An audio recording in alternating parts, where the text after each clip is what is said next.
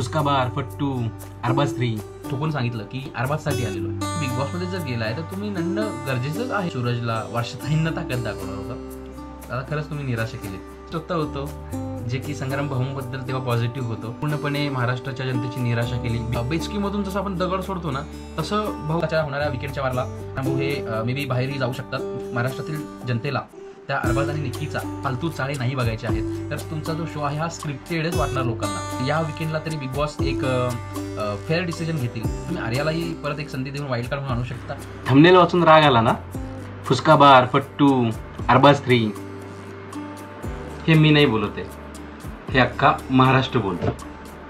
तर नमस्कार मंडळी, मी विशाल मोरे. स्वागत आहे तुम्हा सर्वांचं आज पुन्हा एक नवीन व्हिडिओमध्ये. थंबनेल तर तुम्ही बघितलंच असेल. संग्राम चौगुले देशातील बॉडी बिल्डिंग क्षेत्रातलं एक प्रतीक्षित नाव.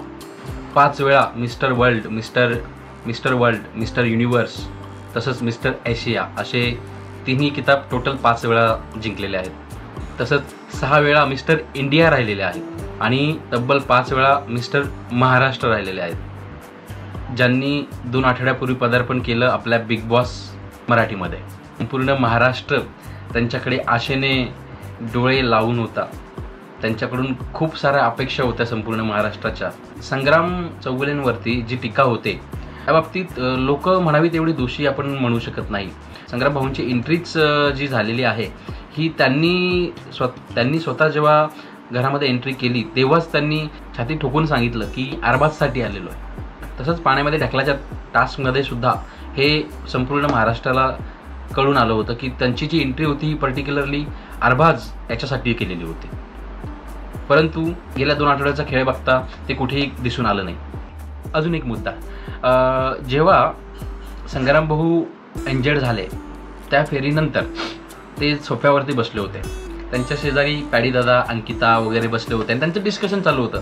बघा हे ह्याच्यामुळे मी नाही म्हणत होतो, याच्यामुळे मी म्हणत होतो की मला दुसऱ्या ह्याच्यामध्ये पाठवा. अहो पण संग्राम दादा, तुम्ही जर तिथे त्या अरबाजच्या अब्दस खेळासाठी गेलात, तुम्ही पण म्हटलात की जनतेच्या मागणीमुळे मी इथे आलेलो आहे आणि जनतेची मागणी हीच होती की अरबाजला एक स्ट्रॉंग कंटेस्टंट त्याच्या ताकदीचा त्याच्यासमोर हवा आहे.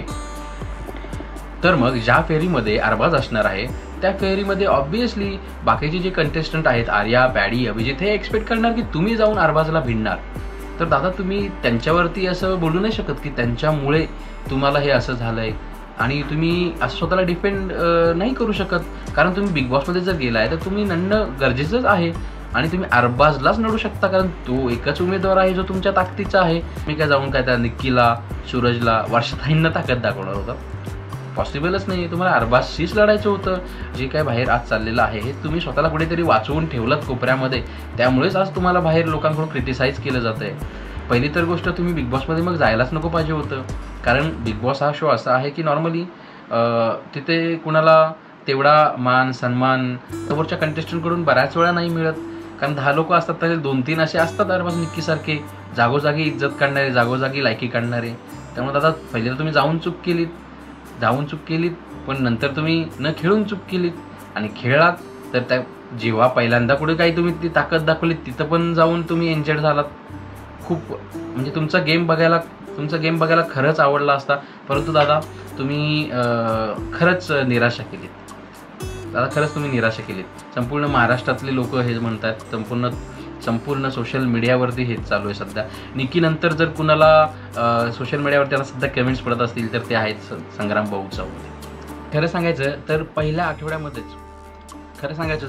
आठवड्यामध्येच जो टास्क झाला, अरबाजने संग्राम भाऊंना ब्लॉक वगैरे करून ठेवलं होतं आणि तेव्हाच संग्राम भाऊंच्या विरोधामध्ये बऱ्याचशा प्रतिक्रिया येऊ लागल्या. हा मी स्वतः होतो जे की संग्राम भाऊंबद्दल तेव्हा पॉझिटिव्ह होतो आणि मी स्वतःही कमेंट्स करून सांगत होतो की बाबा नाही, त्यांना थोडासा वेळ द्यावा लागेल. हा आठवडा गेला, पुढच्या आठवड्यामध्ये ते खेळ दाखवतील. आणि बरोबर आहे, एखादा माणूस आत्ताच जर घरामध्ये आलाय, पहिलाच आठवडा आहे, तर गेम समजायला थोडा त्यांना वेळ लागू शकतो. तर ही अपेक्षा माझी जशी होती तशी मला वाटतं संपूर्ण महाराष्ट्राची असणारच आहे. पण नंतरच्या आठवड्यामध्ये सुद्धा संग्राम भाऊंनी जी दुसऱ्या आठवड्यामध्ये संपूर्णपणे महाराष्ट्राच्या जनतेची निराशा केली. बिग बॉस मराठी सीझन 5 बघणाऱ्या चाहत्यांची त्यांनी निराशा केली. कारण कुठेतरी अरबाजला त्या घरामध्ये एक स्ट्रॉंग अपोनंट हवा होता, स्ट्रॉंग प्रतिस्पर्धी हवा होता. त्यासाठी संग्राम भाऊंना घरामध्ये पाठवलं होतं. पण संग्राम भाऊंनी काय केलं तर पहिल्याच टास्कमध्ये अरबाजने त्यांना ऑफर दिली आणि त्यांनी ती ॲक्सेप्ट केली. तुमच्याकडून ते अपेक्षित नव्हतं, कारण तुम्ही तिथे गेला होताच अरबाजच्या विरुद्ध खेळण्यासाठी. आता तुम्ही जर अरबाजकडून डील घेताय तर मग तिथे अरबाजच्या विरोधात खेळायचं कोणी?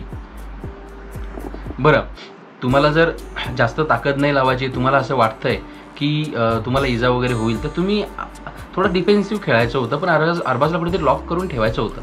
पण तुम्ही त्याही गोष्टी केल्या नाहीत. तुम्ही डील केलीत आणि चला तुम्ही डील केलीत की अरबाजचं तुम्ही टाकणार नाहीत, पण तुम्ही बाकीच्या कुठल्याही स्पर्धकाचं टाकू शकला असतात. तर अक्षरशः तुम्ही आणि जान्हवीने त्या गेममध्ये म्हणजे अक्षरशः तुम्ही लोटांगणच घातलं. तुम्ही हातच वर केले डायरेक्टली. तुम्ही संपूर्ण तो गेम क्विट केल्यासारखेच खेळला. तर तिसऱ्या राऊंडमध्ये संग्राम भाऊ एकदम जोशमध्ये आले, अरबाजला भिडण्यासाठी आले, अरबाजला लॉक केलं, सगळं केलं. पण नेमकं झालं असं, बॉल सटकला आणि तो गेला साईडला. आणि तिथे पाडीदादाही अरबाजच्या कचाट्यामध्ये ऑलरेडी होते हातामध्ये, त्यामुळे पाडीदादाही सुटू शकत नव्हते. आणि तो बॉल घेण्यासाठी वर्षाताई तर तेव्हा त्यांना काही कळत नव्हतं की काय करू, त्यामुळे त्या तशाच ऑलमोस्ट त्या स्टॅच्यूज बनून होत्या. पण तिथे संग्राम भाऊंनी अरबाजकडून स्वतःला सोडून घेतलं होतं. पण नेमकं काय झालं की त्यांचा जो टी शर्ट होता तो टी शर्ट अरबाजच्या हातामध्ये होता.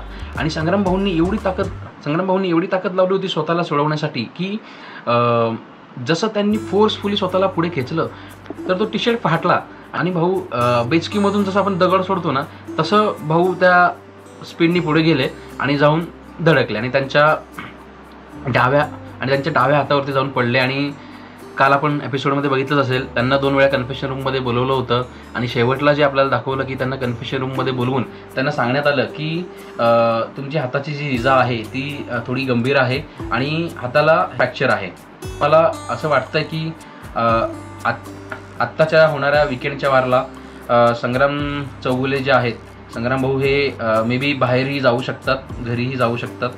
आणि त्याबरोबर जर मग बिग बॉसनी संग्राम भाऊनं जर अरबाज विरोधात खेळायला आणलं होतं तर माझं तर एक वैयक्तिक मत असं आहे की जर संग्राम भाऊ बाहेर चालले असतील तर त्या अरबाजचं आता त्या घरामध्ये काहीही काम उरलेलं नाही आहे. महाराष्ट्रातील जनतेला त्या अरबाज आणि निक्कीचा फालतू चाळे नाही बघायचे आहेत. तर बिग बॉस आत्ता तरी जनतेच्या मतांचा आदर ठेवा आणि जो लो वोटिंग कंटेस्टंट असेल, माझ्या मते तरी तो अरबाज असावा किंवा वर्षातही असेल, पण जर अरबाज असेल तर अरबाजला तुम्ही बाहेर नक्की काढा. कारण संग्राम भाऊ चाललेत म्हणून नो इविक्शन असं जर हा आठवडा गेला तर खरंच लोकांच्या मनामध्ये परत एकदा एक निगेटिव्हिटी जाईल. जे आर्याच्या लास्ट विकेंडला झालं तेच परत एकदा होईल आणि खरंच तुमचा जो शो आहे हा स्क्रिप्टेडच वाटणार लोकांना. तर तुम्ही कृपा करून ह्या विकेंडला तुम्ही अरबाजला किंवा वर्षाताई जे कोणी लास्टला असेल त्यांना एविक्ट करा. पण शक्यतो मला तर वाटतं तो अरबाजच असावा, कारण त्याच्या जोडीचा किंवा त्याच्या ताकदीचा उमेदवारच आतमध्ये नाही आणि तसंही तो लोकांच्या पसंतीमध्ये शेवटलाच आहे. आय होप या विकेंडला तरी बिग बॉस एक फेअर डिसिजन घेतील. आणि राहिली दुसरी गोष्ट, तुम्ही जो वाईल्ड कार्ड आता एंट्री आणणार आहात किंवा नाही माहीत नाही, पण जर आणणार असाल तर तुम्ही आर्यालाही परत एक संधी देऊन वाईल्ड कार्ड म्हणून आणू शकता. निक्की आणि आर्याचा गेम प्रेक्षकांना पाहायला नक्की आवडेल परत एकदा, कारण आर्या आत्ता जाऊन परत एकदा शिकून आणि ओव्हरऑल ती काय कशा लेवलने आता परत एकदा खेळते हे लोकांना बघायला आवडेल. आणि लोकांनी ज्या पद्धतीने तिला सपोर्ट केला आहे आत्तापर्यंत, तर बिग बॉस नक्की तुम्ही आर्याला एक संधी देऊ शकता. ॲज अ वाईल्ड कार्ड तिला तुम्ही आतमध्ये एंट्री देऊ शकता. तर बघूया ह्या विकेंडला काय होत आहे. आज शनिवार आहे, आज भाऊचा धक्का नसणार आहे, तर महाराष्ट्राचा धक्का आहे. तिथे पत्रकार परिषद वगैरे झाली आहे. पण कसली पत्रकार परिषद? अहो ते सगळे PR लोक असतात, हे अख्ख्या जनतेला माहिती आहे. जनतेचे प्रश्न घेऊन जर तुम्ही बोलला असतात आणि जनतेच्या प्रश्नांवरती जर हा शो चालू राहिला असता आतापर्यंत, तर हे जे काय आपण बघत आलेलं आहे गेले 4 आठवडे, हे असं काही नसतं. हे तुम्ही खरंच ह्या आठवड्यात तरी जनतेच्या मतांचा आदर ठेवा. बघूयात काय होतं या विकेंडला. तर मंडळी, आपल्या चॅनलला सबस्क्राईब केलं नसेल तर सबस्क्राईब नक्की करा आणि व्हिडिओ आवडला असेल तर लाईक करायला विसरू नका. Thank you so much. धन्यवाद.